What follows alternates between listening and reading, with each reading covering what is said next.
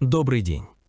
Иногда история начинается не с диагноза, а с тихого вопроса, который человек боится задать вслух. Я много лет наблюдаю, как одни и те же симптомы появляются у разных людей. Шум в голове, забывчивость, тяжесть.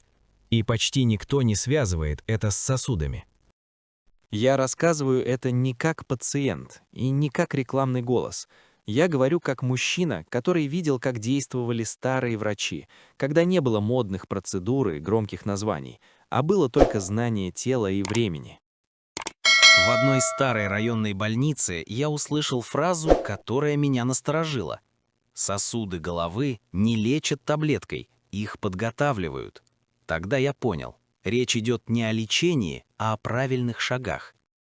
Старые врачи всегда начинали с простого – очищения и разжижения, а не расширения. Они говорили, если вода в трубе мутная, давление не поможет, нужно очистить путь. Первое, на что они обращали внимание – утро. Именно утро решает, как будут чувствовать себя сосуды днем. И здесь использовалось самое простое народное средство, доступное каждому. Рецепт номер 1. Теплая вода, плюс сок половины лимона, плюс чайная ложка меда. Пить медленно, маленькими глотками, натощак.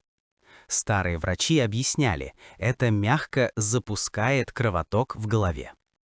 Но они всегда предупреждали. Эффект не мгновенный. Народные методы не работают как кнопка. Они работают как настройка инструмента. День за днем. Второй шаг был неожиданным. Тишина для головы. Да, именно так. Врачи прошлого говорили, сосуды страдают не только от еды, но и от постоянного напряжения. Рецепт номер 2. Настой пустырника и боярышника в равных частях. Залить кипятком, настоять 20 минут. Пить вечером. Не для лечения, а для снятия спазма. Я видел, как пожилые люди, следуя этим простым принципам, переставали жаловаться на тяжесть в висках.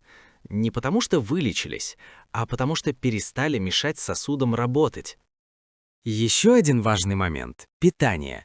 Старые врачи не запрещали все подряд. Они убирали только то, что сгущает кровь, избыток сахара, тяжелую вечернюю еду.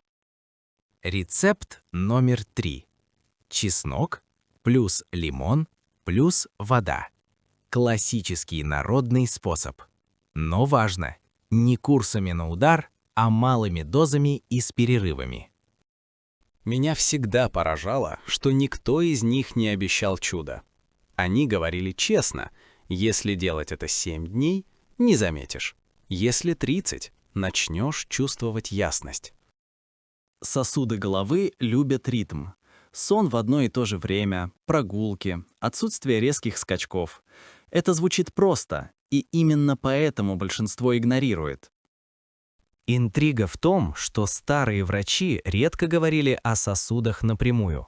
Они говорили о человеке целиком, потому что чистые сосуды в голове невозможны при постоянном внутреннем шуме.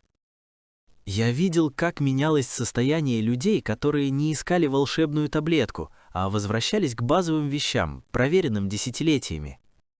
Важно помнить, народные средства – это не замена врачам, это поддержка, когда ты понимаешь, что ответственность начинается с тебя. И если ты сейчас слушаешь и узнаешь себя, шум, усталость, туман в голове, возможно, дело не в возрасте и не в погоде. Старые врачи говорили, когда голове легко, мысли становятся тише, а решения точнее.